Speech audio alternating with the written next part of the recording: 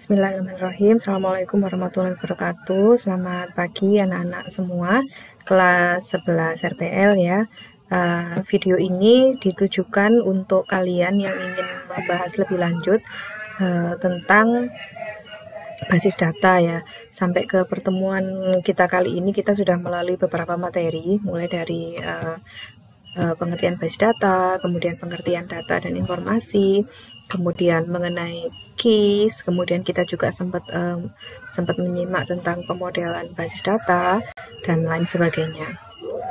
Sebenarnya fokus utama pertemuan kita hari ini adalah belajar tentang ERD atau ERD ya bahasa Indonesianya. Bahasa Inggrisnya yang benar kayaknya ERD gitu ya. Itu kependekan dari Entity Relationship Diagram. Kemudian nanti sebelum kita membahas lebih lanjut tentang ERD, kita akan membahas sedikit review sedikit tentang materi-materi sebelumnya yang ada di e-learning ya.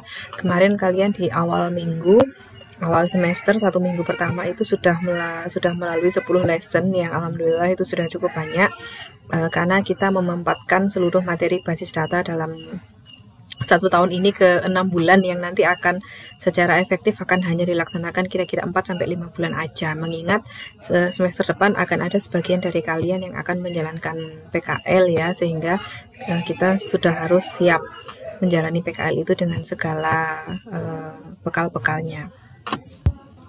Oke, nanti kita akan belajar tentang ERD mulai dari pengertian, notasi, dan juga membuatnya. Cuman sebelum itu kita akan review dulu.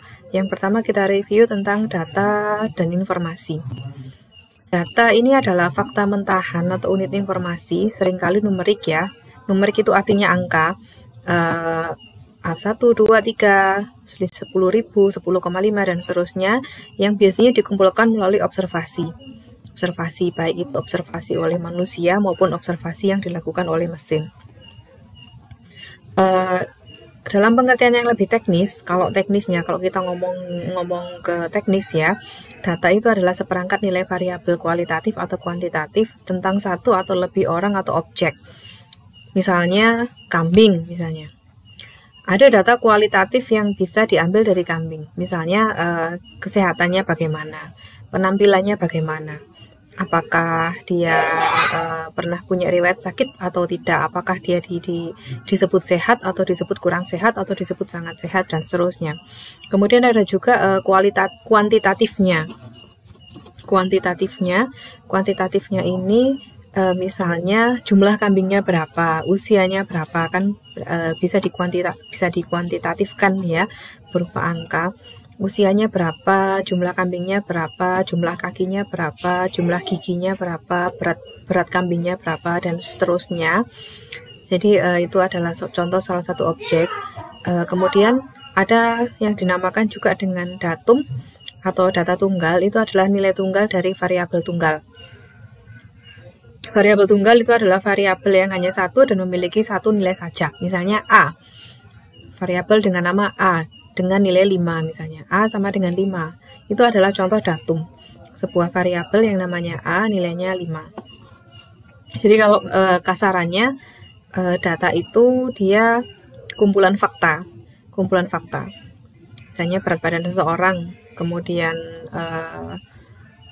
tinggi badan seseorang, warna kulit seseorang, jam kerja seseorang, jumlah lulusan suatu sekolah dan seterusnya. Itu adalah fakta-fakta yang ketika dikumpulkan dia akan menjadi kumpulan data. Nah, ketika data-data ini sudah dikumpulkan menjadi fakta-fakta ini sudah dikumpulkan menjadi data ya, maka kita sebenarnya belum bisa memahami sebenarnya apa sih yang ingin disampaikan oleh data-data itu. Baru ketika data-data itu diproses atau diorganisir sedemikian rupa, dia bisa memiliki makna yang melebihi dari data mentah itu sendiri. Itu dinamakan dengan informasi. Hasil dari pemrosesan atau pengorganisasian data tadi dinamakan informasi. Misalnya, kumpulan nilai ujian, kumpulan nilai UTS kalian, satu kelas itu dibuat tabel, kemudian di rata-rata, kemudian dibanding-bandingkan dengan rata-rata di kelas lain, kemudian digunakan untuk mencari informasi keberhasilan belajar. Nah, informasi yang didapatkan dari data itu adalah tingkat keberhasilan belajar pada kelas tertentu. Misalnya, oh ternyata RPL 1 dengan RPL 2 sama-sama nih tingkatnya, tingkat keberhasilannya sama. Kemudian ketika dibandingkan dengan jurusan lain, misalnya kelas Tata Boga 1 misalnya, oh ternyata lebih bagus. Dilihat dari rata-rata kelasnya lebih bagus dan seterusnya. Kumpulan nilai UTS-nya itu adalah data, sedangkan hasil dari perbandingan antara rata-rata 1 dengan rata-rata kelas yang lain itu tadi, itu adalah informasi. Jadi informasi itu setelah data itu diproses dengan mekanisme tertentu yang bisa menghasilkan sesuatu yang bermakna, yang lebih bermakna. Nilai UTS itu bermakna ya, bermakna. Oh, UTS-nya si Vigo itu segini, UTS-nya si Yuni itu segitu. Nah, iya bermakna sih, tapi ketika dia diproses dan diorganisir, dia bisa memiliki makna yang lebih, yang biasa disebut dengan informasi. Apakah si Vigo itu lebih pintar dibandingkan si Yuni, apakah, dan lain-lain. Banyak sekali informasi yang bisa diperoleh. Contoh kalau dalam visual, ini ada data, ada informasi. Kalau data ini seperti keping-kepingan ya, keping-kepingan puzzle. Ini yang seperti ini tidak terlalu bermakna. Ini kita ya bisa aja sih melihat, oh ini bakalannya puzzle-nya ini adalah puzzle dunia ya. Tapi belum bisa dipastikan apakah benar. Nah, ketika dia sudah diorganisir sedemikian rupa sehingga menjadi sebuah gambar yang bermakna, maka dia dinamakan informasi. Contoh lagi, ada data tahun 1997 ada penjualan sebesar 1 miliar dolar. Tahun 1998 ada penjualan lagi 2 juta dolar. Kemudian diolah di dalam database. Kemudian informasi yang bisa didapatkan adalah budget tahun berikutnya misalnya. Kemudian contoh data lagi, ada lulusan sebanyak 312 siswa. Ini data. Setelah diolah menjadi informasi, informasi yang bisa didapatkan adalah di mana mereka akan belajar. Kemudian ada data lagi bahwa 98% dari siswa itu lulus ujian matematika. Kemudian diolah sedemikian rupa menjadi informasi seberapa banyak siswa itu yang lulus dibandingkan dengan yang tidak lulus ya. By how much? Kalau misalkan itu lebih banyak yang lulus daripada tidak lulus, maka dapat dikatakan bahwa pembelajaran matematikanya berhasil dan lain sebagainya lah. Nanti kalau kalian masih ada yang belum paham, boleh langsung ditanyakan ke gurunya. Sedangkan basis data atau database, basis data itu bahasa Indonesia, database itu bahasa Inggris, adalah kumpulan data yang terorganisir yang disimpan dalam suatu media penyimpanan elektronik dan dapat diakses secara elektronik melalui sistem komputer.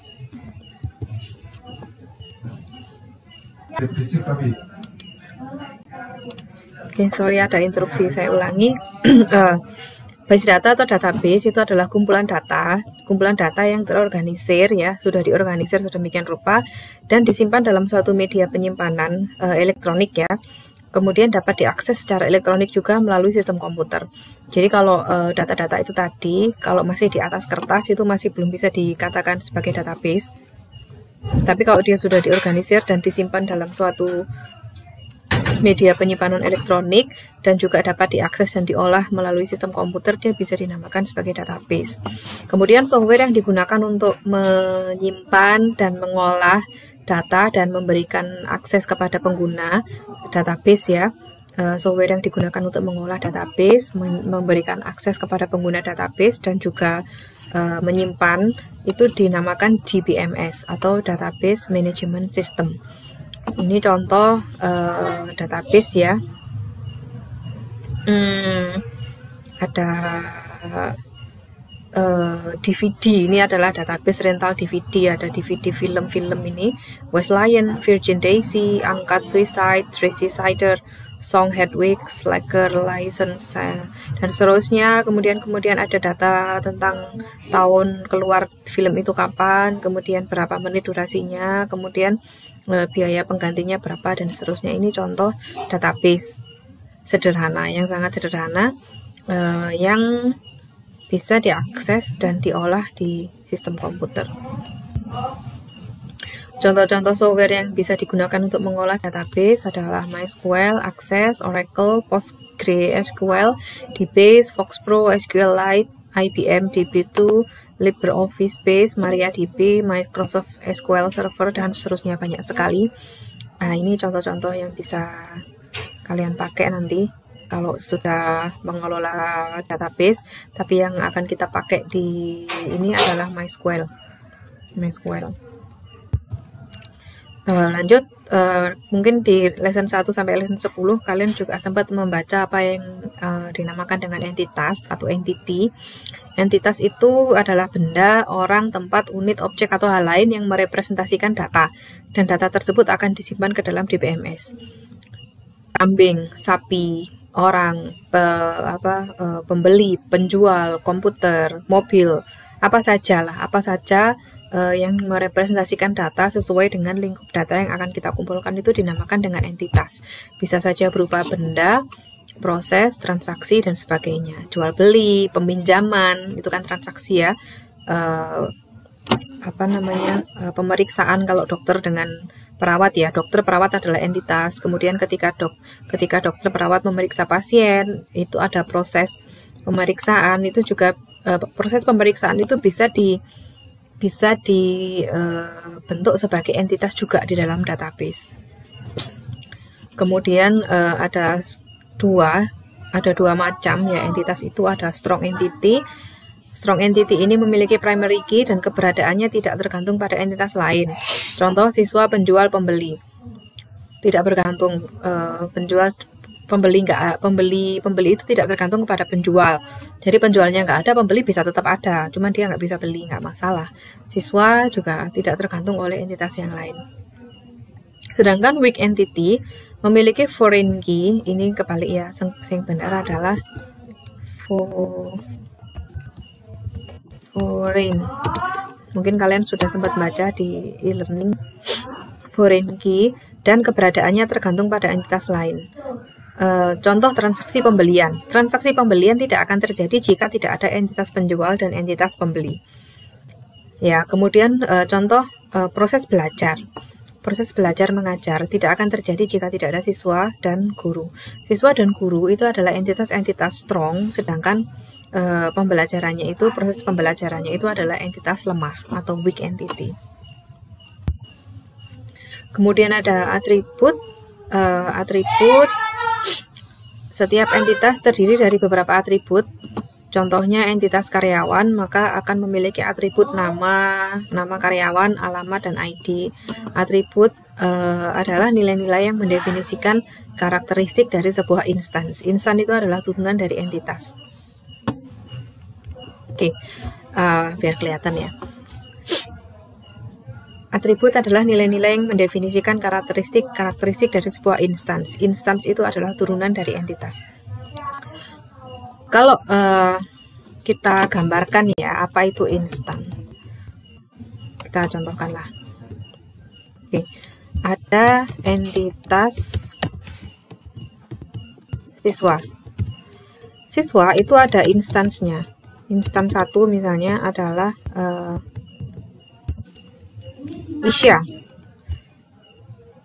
Isya ini adalah siswa. Instans 2 misalnya adalah Keisha. Instans 3 adalah Yuni misalnya. Nah, siswa ini adalah entitasnya, sedangkan siswa itu ada turunan-turunannya. Objek nyatanya ya, siswa itu kan konsep ya, konsep ya. Kalau kita ngomong entitas itu kita ngomongnya adalah konsep, sedangkan objek nyatanya siswa itu adalah Isya, Keisha, Yuni, dan seterusnya. Contoh yang lebih nyata lagi, entitas itu adalah mobil. Instance 1 Toyota Avanza, instance 2 Daihatsu Xenia misalnya, instance 3 Fortuner misalnya. Fortuner itu bukannya punyanya apa sih? Oke. Mobil ini adalah konsep ya, gambaran luasnya itu itu entitas. Siswa itu juga adalah gambaran luasnya. Sedangkan objeknya mobil itu ada Toyota Avanza, Daihatsu Xenia, Fortuner. Kemudian untuk siswa itu ada instansnya Isha, Keisha, Uni, dan seterusnya. Setiap instans 1 dengan instans 2, setiap instans 1 dan instans yang lain itu memiliki atribut yang berbeda-beda. Nah, atribut itu adalah nilai-nilai yang mendefinisikan karakteristik sebuah instans. Kalau siswa itu punya nama, misalnya punya nomor induk ya, kalian pasti punya nomor induk, kemudian punya tinggi badan, contoh. Nah, ini adalah atribut dari entitas siswa. Kemudian, nah, kalau entitas instans kita yang satu, namanya adalah Isya, kemudian NIS-nya, misalnya, saya nggak tahu NIS-nya Isya berapa, tinggi badan misalnya 170 cm. Nah, jadi atribut ini, nilai-nilainya itu mendefinisikan karakteristik dari setiap instans atau turunan, ya. Di mana instans 1 dengan instans yang lain itu tidak akan sama. Instans kita yang kedua namanya Keisha, NIS-nya misalnya, kemudian tinggi badannya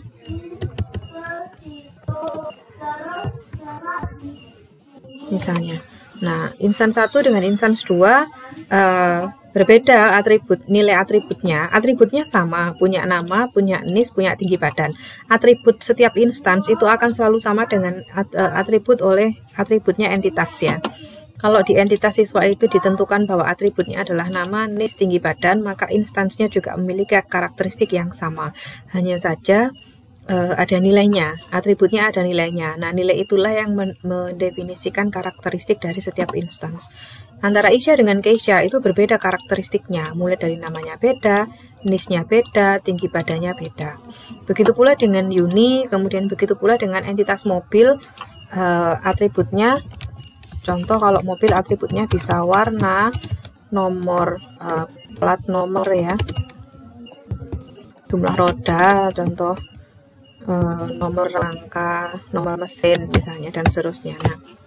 Nah, instans 1, instans 2, instans 3 itu bisa saja warna, plat nomor, jumlah rodanya, dan nomor mesinnya akan berbeda-beda.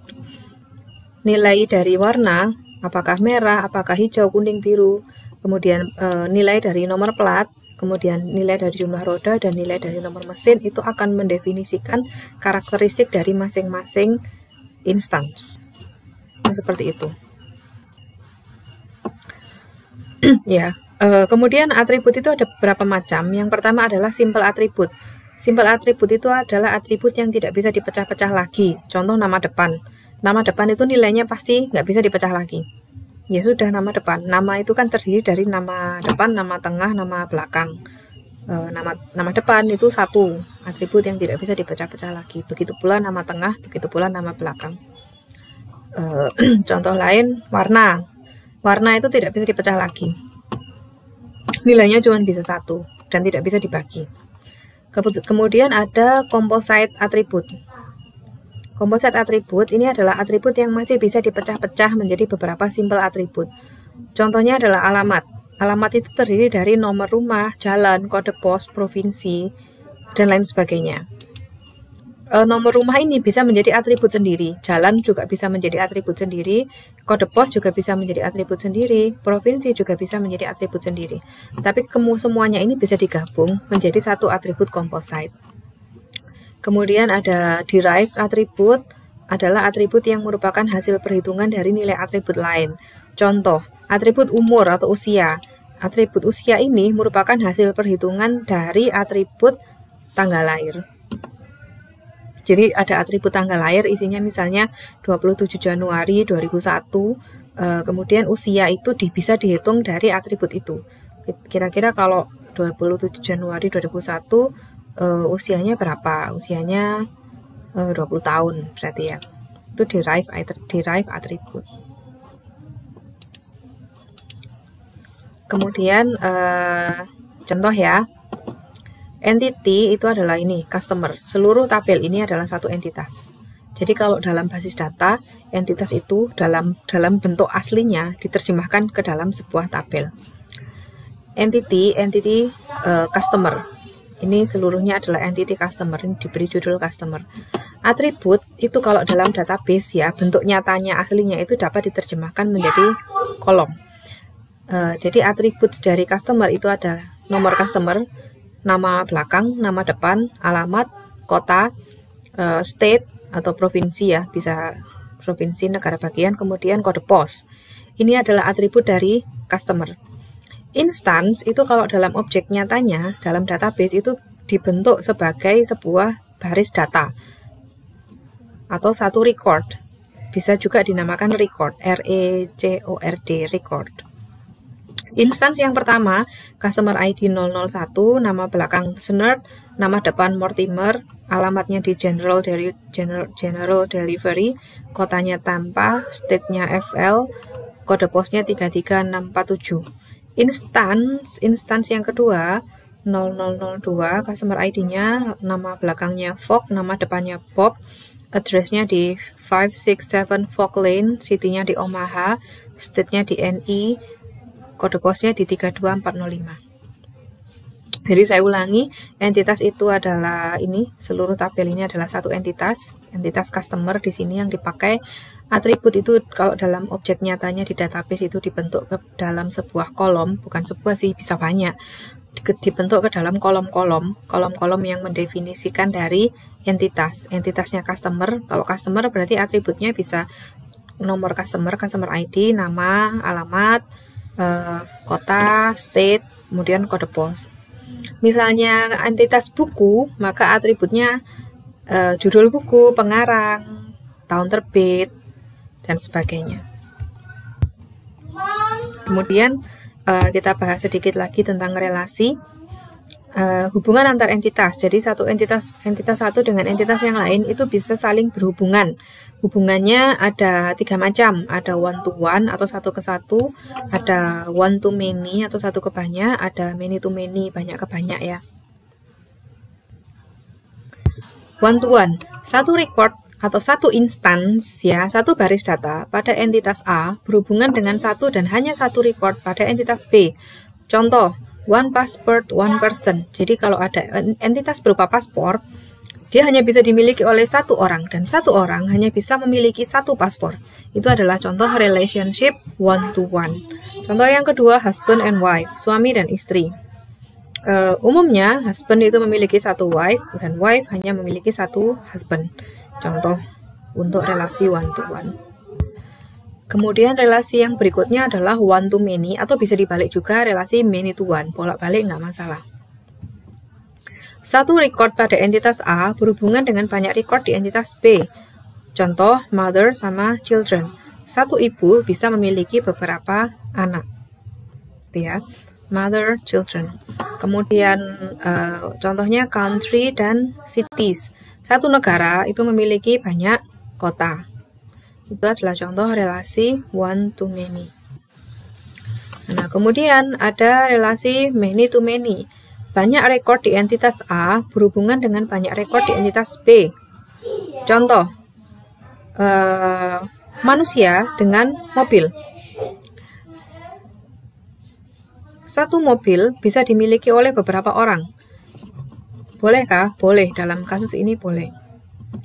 Satu tipe mobil, Ford Taurus tahun 1995. Mungkin yang punya mobil Ford Taurus tahun 1995 itu lebih dari satu, mungkin saja, mungkin. Misalnya yang contoh yang lain punya Toyota Avanza keluaran tahun 2007. Berapa banyak orang yang punya? Banyak ya. Dan satu orang pun bisa memiliki banyak mobil. Misalnya ini si Smith. Smith ini dia punya 2 mobil. yaitu 1 dan 3. 1 itu adalah Ford Taurus, yang 3 itu adalah Ford Focus. Ya, kemudian si Jones nomor 102, Bill Jones ini dia memiliki 2 mobil juga. Yang pertama adalah mobil dengan kode 2, Ford Escort, dan mobil dengan kode 3, Ford Focus. Jadi satu orang bisa punya banyak mobil, satu jenis mobil bisa dimiliki oleh banyak orang. Itu adalah many to many. Contoh lain adalah student dengan subjek, siswa dengan mata pelajaran. Satu siswa belajar banyak mata pelajaran, sedangkan satu mata pelajaran dipelajari juga oleh banyak siswa. Itu adalah relasi many to many. Kemudian key. Key. Key ini kita lihat di e-learning ya. Key.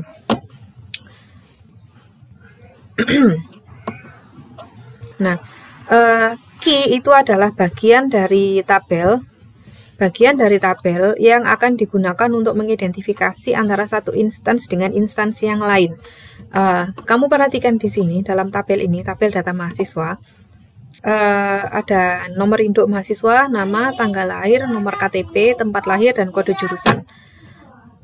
Antara satu instans, satu baris data yang pertama ini ya, satu instans dengan instansi yang lain, instansi yang pertama dengan instansi yang lain ya, itu harus bisa dibedakan antara satu dengan yang lain.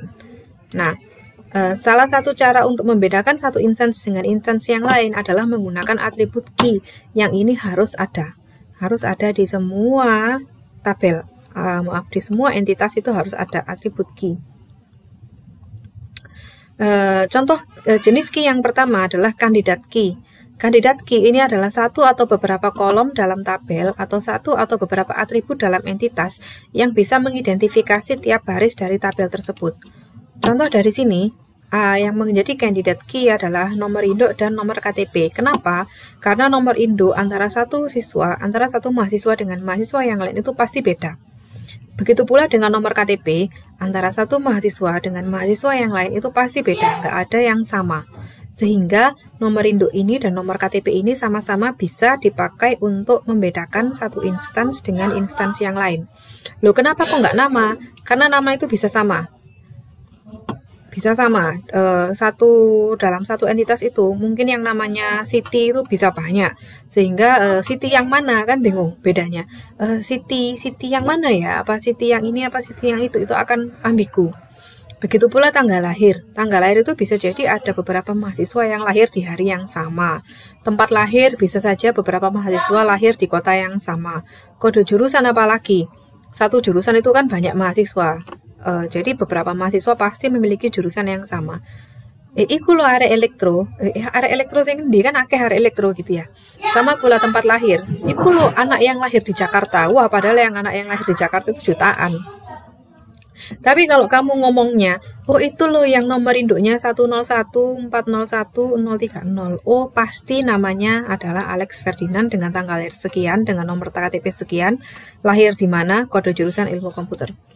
Pasti itu. Begitu pula dengan nomor KTP. Oh, itu yang nomor KTP-nya ini 127302470993001. Oh, pasti dia adalah Susi Sulastri yang lahir tanggal 17 September 1993 dan seterusnya.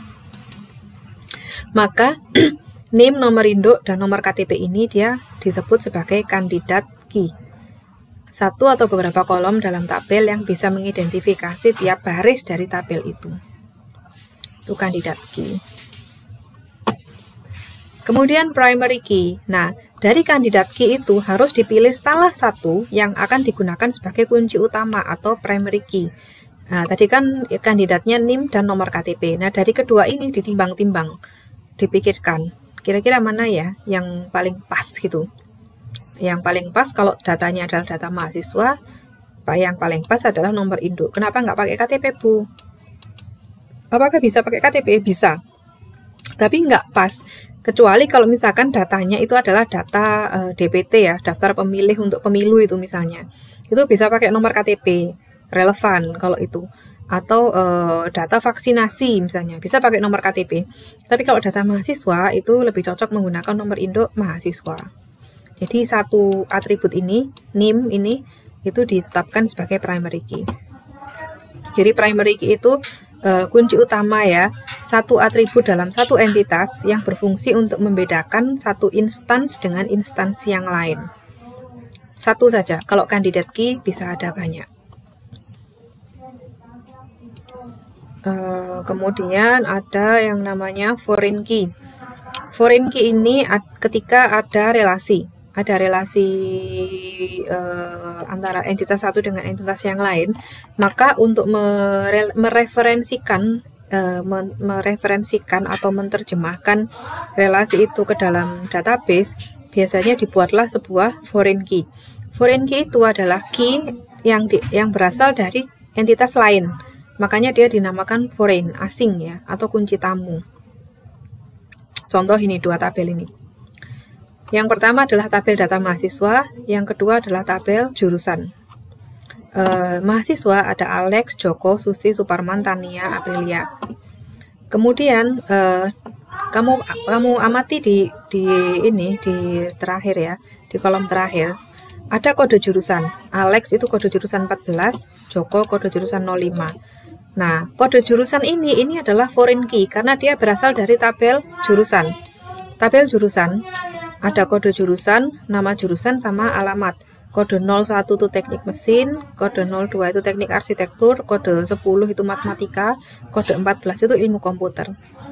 Dua entitas ini, entitas mahasiswa dengan entitas jurusan itu saling berkaitan atau saling berelasi. Mahasiswa belajar di jurusan ini. Setiap satu instance mahasiswa dia akan belajar pada jurusan tertentu, sama seperti kalian. Setiap siswa di RPL dia belajar di jurusan RPL. Setiap satu siswa SMK 12 dia akan belajar di jurusan yang ada di SMK 12. Maka antara siswa dengan jurusan itu berelasi. Sama seperti ini, mahasiswa dengan jurusan berelasi. Nah, untuk bisa mendata, untuk bisa mengetahui si Alex, Joko, Susi, Suparman, Tania ini belajar di jurusan apa, kita bisa menuliskan kode jurusan pada tabel mahasiswa. Ya, jadi diberi kode jurusan seperti ini. Nah, kode jurusan pada tabel jurusan dia berlaku sebagai primary key. Ya, kemudian dia diambil ke sini menjadi foreign key. Jadi di tabel mahasiswa, kode jurusan ini adalah foreign key. Dia bisa digunakan untuk mengkaitkan Alex Ferdinand itu dia ada di jurusan mana. Suparman dia ada di jurusan mana. Oh, 03. Berarti Suparman ini ada di jurusan teknik elektro dan seterusnya. Ya, ini adalah foreign key. Saya harap nanti kalian jangan ragu untuk bertanya ya, karena memang basis data atau database ini memang agak sedikit perlu pemikiran yang kuat. Oke, sekarang kita masuk ke ERD atau ER diagram atau diagram ER. Dia adalah diagram yang memodelkan hubungan antar entitas. Jadi kalau tadi kita lihat di tabel mahasiswa dan jurusan ini dia sebenarnya saling berhubungan. Nah, bagaimana ketika dia digambar dalam sebuah diagram? Itu adalah urusannya ERD. Contoh, ada buku dan anggota. Buku dan anggota. Buku dia dipinjam oleh anggota. Anggota meminjam buku. Jadi kaitannya antara buku dan anggota ini adalah pinjam-meminjam. Anggota meminjam buku, buku dipinjam oleh anggota. Buku ini memiliki atribut jenis buku, judul buku, penerbit, tahun terbit, status, pengarang, dan nomor buku. Sedangkan anggota ya, semoga terlihat, memiliki atribut nomor anggota, nama, alamat, jurusan, tanggal lahir, dan nomor telepon. Kemudian relasi peminjamannya ini, dia juga ada atributnya yaitu tanggal pinjam dan tanggal kembali. Ini adalah contoh dari ERD. Nah, mungkin kalian penasaran notasi-notasinya apa saja. Kita bisa lihat di sini, notasi ERD ya. Notasi ERD di e-learning sudah dikasih. Notasi ERD. Ada banyak sekali notasi ERD, nanti kalian bisa langsung review di e-learning ya. di mata pelajaran basis data tahun 2021. Entitas itu direpresentasikan dalam bentuk kotak. Simbolnya adalah kotak persegi panjang. Kemudian weak entity atau entitas lemah itu kotak persegi panjang dengan garis ganda. Masih ingat kan, entitas itu kalau strong entity ya, entitas yang kuat, yang tidak bergantung pada entitas lain, seperti pembeli, penjual, siswa, buku, itu disimbolkan dengan garis persegi panjang dengan garis tunggal.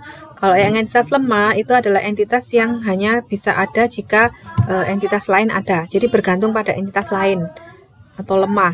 Dia disimbolkan dengan kotak bergaris ganda. Kemudian relationship atau hubungan disimbolkan dengan bentuk diamond atau bentuk belah ketupat ini.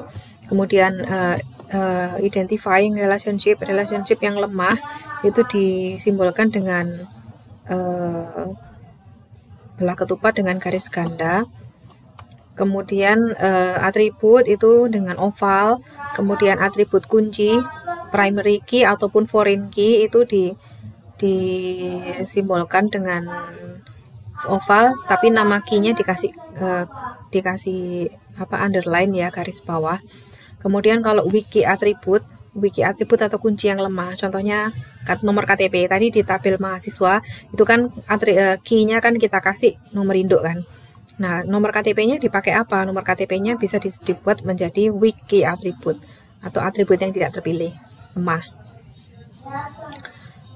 Di oval, kemudian nama atributnya dikasih garis bawah putus-putus. Kemudian ada derive atribut. Derive atribut ini adalah atribut turunan yang dihitung dari atribut yang lain. Contohnya usia. Usia tadi kan dihitung dari atribut tanggal lahir. Jadi kalau atribut tanggal lahir nanti simbolnya oval seperti ini. Kalau usia simbolnya adalah garis putus-putus seperti ini, oval dengan garis putus-putus. Nah, kalau multi-value ini dengan menggunakan garis ganda, oval dengan menggunakan garis ganda. Multi-value ini adalah atribut yang nilainya banyak, atau kalau tadi kita lihat di PPT-nya tadi adalah komposit ya, komposit. Contohnya alamat, contohnya. Kemudian cardinality atau participation itu bisa mandatory, bisa opsional. Bisa mandatory, bisa opsional. Mandatory itu ketika satu entitas itu wajib berhubungan dengan entitas yang lain. Kalau opsional itu tidak wajib. Contoh yang mandatory itu misalnya entitas siswa dengan entitas jurusan. Siswa itu wajib menjadi anggota jurusan, tidak boleh tidak. Berarti dia mandatory. Ada mandatory one to one, kemudian one to many, dan many to many. Oke. Itu wajib. Nah, kalau opsional misalnya buku dengan siswa, apakah setiap siswa wajib meminjam buku? Tidak. Ya, berarti dia relasinya bisa opsional. Bisa opsional one to many, atau many to many. Ini notasi change. Kalau rekursif itu dia yang berhubungan dengan dirinya sendiri. Contoh ketua kelas dengan siswa. Ketua kelas itu kan juga siswa ya. Ketua kelas itu juga siswa. Nanti kalau dimodelkan, maka ketua kelas dengan siswa itu dia akan berelasi one to one dengan dirinya sendiri. Itu recursive relationship, tapi nanti ini kita bahas lebih lanjut di pertemuan-pertemuan berikutnya aja. Kemudian notasi lain, sebenarnya ada banyak sih notasinya. Ada chance, ada Crowfoot ya. Kalau yang di e-learning itu mungkin akan menggunakan Crowfoot ya. Paling banyak menggunakan Crowfoot. Entity sama seperti tadi, entity dengan atribut, entity dengan atribut kolom. Kemudian ada relasi. Kalau many to one itu seperti ini. Many to one. Satu relasi di entitas A itu banyak relasi di entitas A, minimal satu itu berhubungan dengan satu relasi di entitas B. Kalau ini tidak mandatori, nol artinya itu bahwa tidak semua entitas di relasi tidak semua instance di entitas A itu akan berelasi dengan di entitas B. Ini seluruh instance di entitas A itu berelasi di entitas B. Ini juga kalau yang 00 ini artinya tidak semua gitu aja ya. Kalau yang tidak ada 00-nya, yang angka 11 ini berarti dia seluruhnya. Many to many, juga ada many to many. Oh sorry, ini one to one ini sebenarnya one to one, many to many, many to one. Oke. Itu bisa kalian lihat di e-learning. Sekarang kita akan belajar menggambar saja. Oke, sekarang kita akan belajar menggambar di draw.io. Kalian bisa menggambar ERD itu di draw.io. Ada flowchart maker dan online diagram software. Sekarang kita akan belajar menggambar ERD sambil menunggu saya bikin soal gitu aja ya. SMK, yang soal yang akan kita bahas sekarang maksudnya. SMKN 12 Malang ingin membuat perpustakaan digital di mana siswa, guru, dan karyawan dapat meminjam buku perpustakaan yang yang memiliki kategori berbagai macam. Ada fiksi misalnya, fiksi, non-fiksi, cerpen, komik, dan sebagainya. Buatlah ERD sederhana untuk sistem perpustakaan digital yang akan dibuat oleh SMKN 12 Malang. Nah, langkah yang pertama sebelum kamu menggambar ERD itu adalah identifikasi entitas dan atributnya. Oke, sekarang kita lihat SMK Negeri 12 ingin membuat perpustakaan digital di mana siswa, guru, karyawan dapat meminjam buku perpustakaan yang memiliki kategori berbagai macam. Dari sini kita bisa mengidentifikasi entitas-entitasnya, siapa saja yang akan terlibat dan proses apa saja yang akan terjadi pada perpustakaan digital ini. Entitas yang pertama ini yang sudah jelas itu adalah siswa. Entitas 1, siswa. Atributnya, atribut siswa itu ada nomor induk, nama, kode kelas misalnya, kode jurusan. Kemudian entitas 2 ada guru, kan jelas ya. Atributnya bisa nomor induk pegawai, nama. Kemudian entitas 3 karyawan.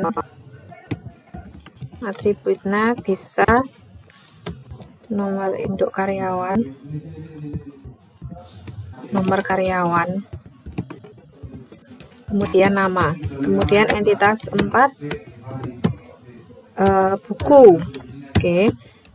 Atributnya adalah nomor buku,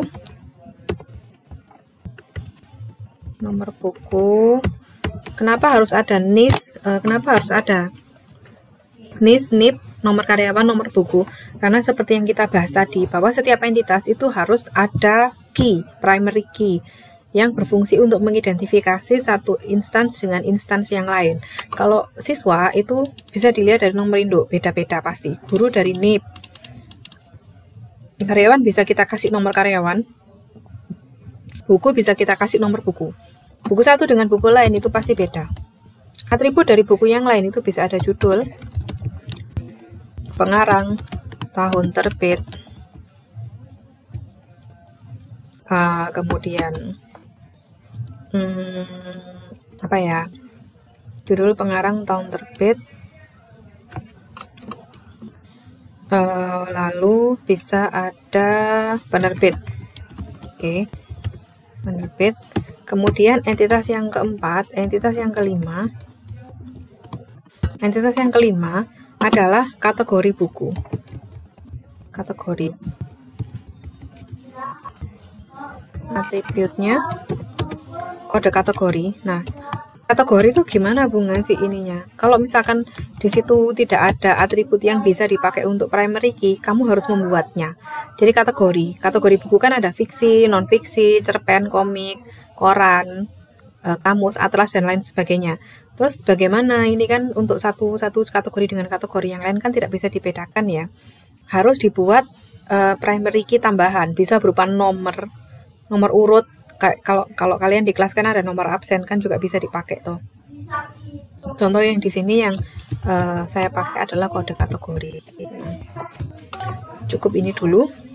Kita bisa gambar di draw.io, create new diagram, pilih ERD, kasih nama ya, perpustakaan, kemudian create. Nah, disimpan di laptop, perpustakaan. Nggak mau ya.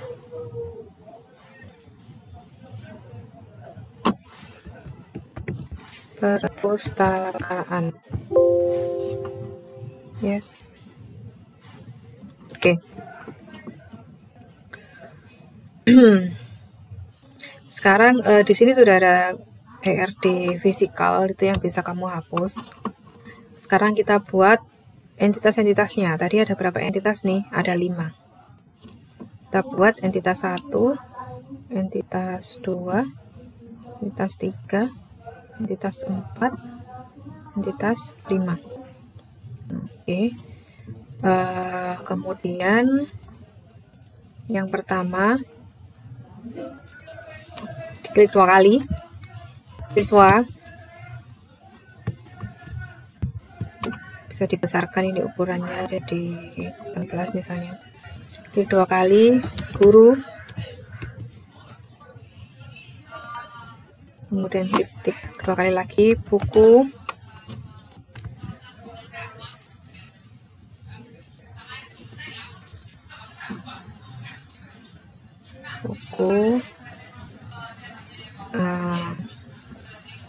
Kemudian entitas yang lain, karyawan. Kemudian entitas berikutnya adalah kategori.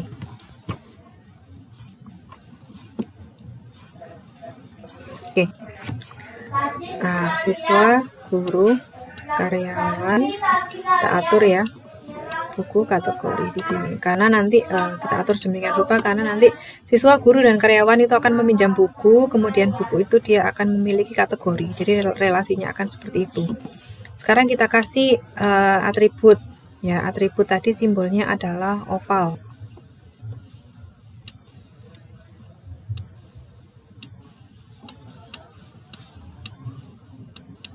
Oval.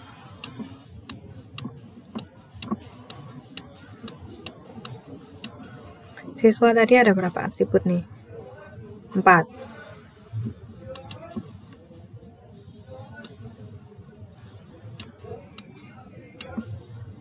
Ada 4 nih, seperti ini. Yang pertama adalah NIS. NIS ini karena dia adalah primary key, maka harus dikasih garis bawah. Garis bawah seperti ini. Kemudian nama, atribut yang kedua. Kemudian kode kelas.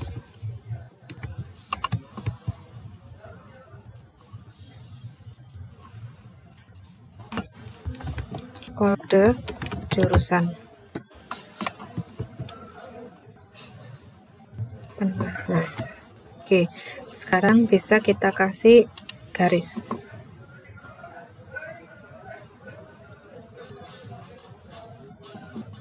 Itu ya. Garis tanpa tanda panah. Seperti itu. Kemudian itu pula untuk yang nama.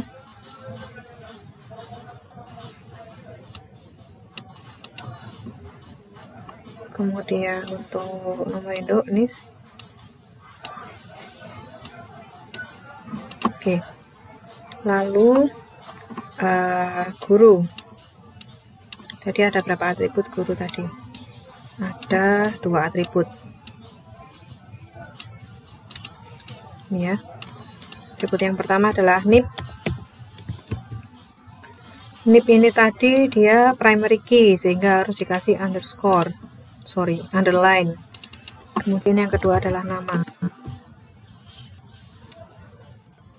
Oke, kita kasih garis.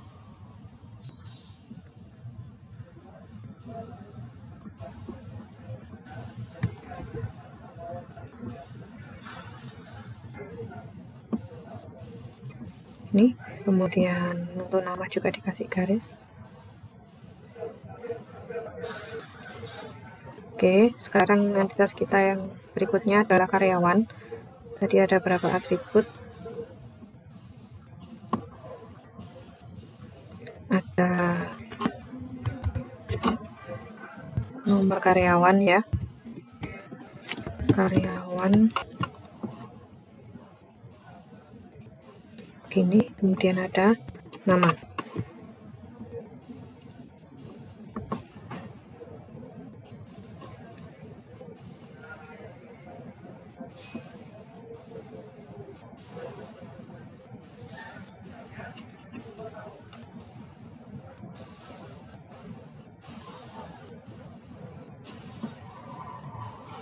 Oke, sip. Kemudian entitas kita berikutnya adalah buku. Buku tadi ada kode buku, ada judul buku, kemudian ada pengarang, ada tahun terbit, ada penerbit. Oke. Nomor buku dia sebagai primary key, kita kasih garis bawah. Kemudian judul, kemudian pengarang,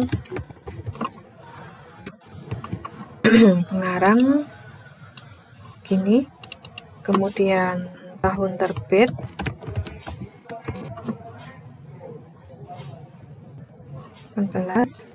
kemudian penerbit.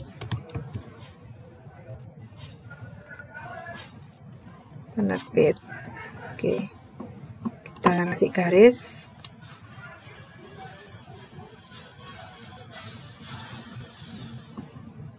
Ini juga kita kasih garis. Di sini kita belum pakai ini ya, belum pakai entitas lemah. Juga belum ada atribut turunan. Oke.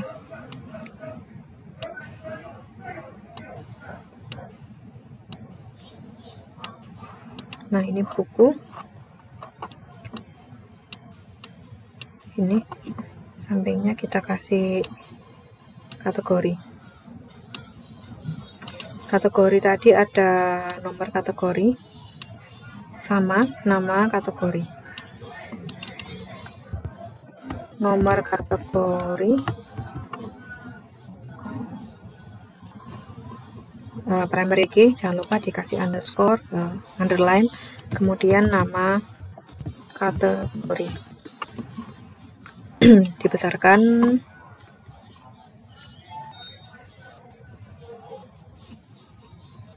Yes.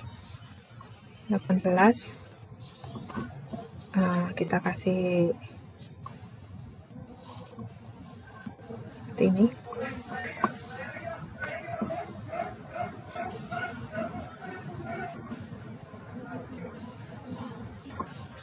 Oke, Nah, sekarang kita buat relasinya. Siswa, guru, dan karyawan itu akan berelasi.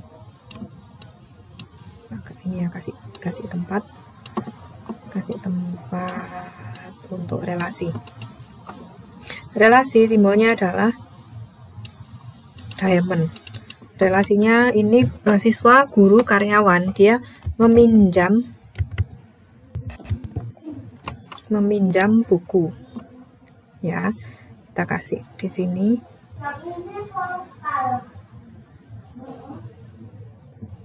Ini dari guru juga.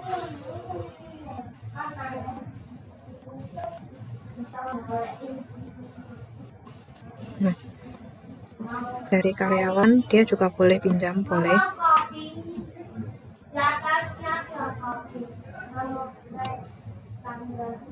Oke. Meminjam buku.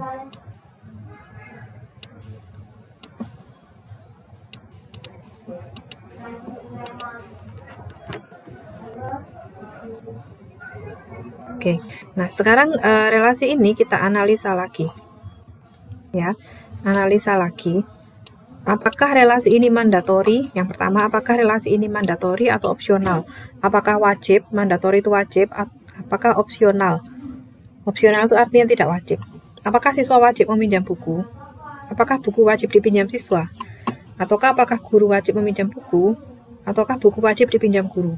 Ataukah karyawan wajib meminjam buku? Ataukah buku wajib dipinjam oleh karyawan? Ternyata sepertinya tidak wajib ya. Nggak pinjam selama sekolah, nggak pinjam ya, nggak apa-apa. Karena tidak wajib, garisnya kita kasih garis putus-putus. Nah, seperti ini.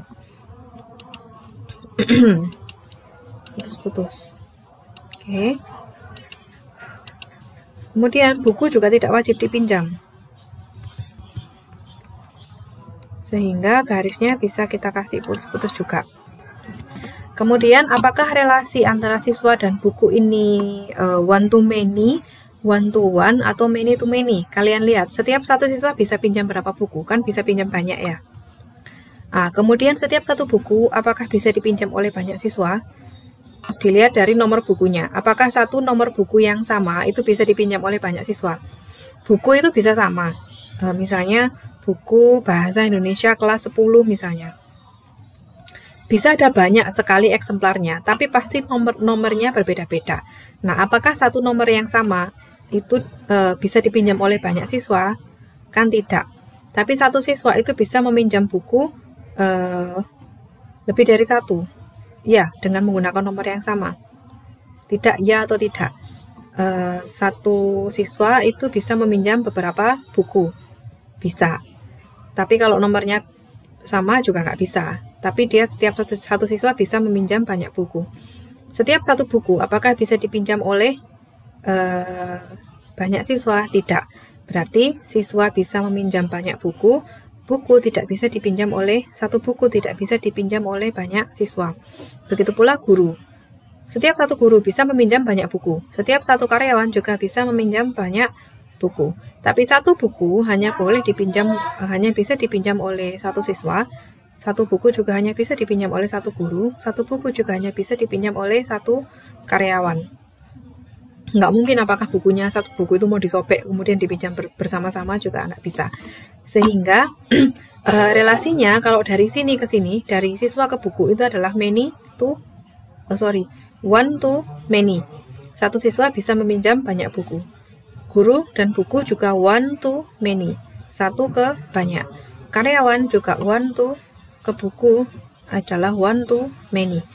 Di sini satu, di sini many.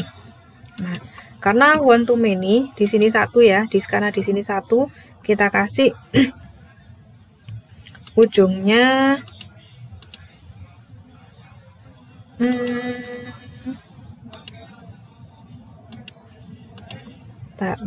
nggak ada. Nah ini. Kita kasih ujungnya adalah 1 seperti ini. Saya zoom 200 ya. Nih. 1. Sorry, kebalik. Satunya ada di sana. Yang ini tadi kembali ke non. Yang ini 1. Mana tadi 1? Oke, ini 1. 1 ada stripnya. Nah, di sini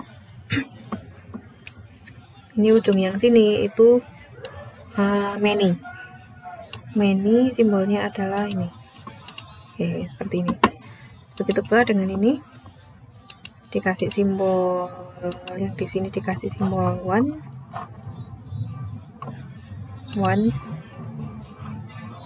Yang di sini juga sama. Ini dikasih simbol 1.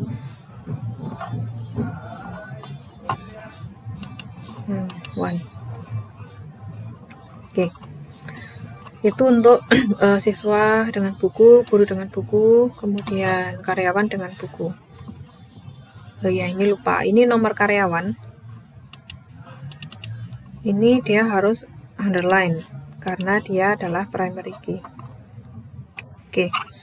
Nah, kemudian antara buku dengan kategori. Antara buku dengan kategori itu relasinya apa? Buku memiliki menjadi anggota dari kategori tertentu. Ya. Kemudian dikasih garis dulu. Apakah relasinya one to one to many, atau many to many?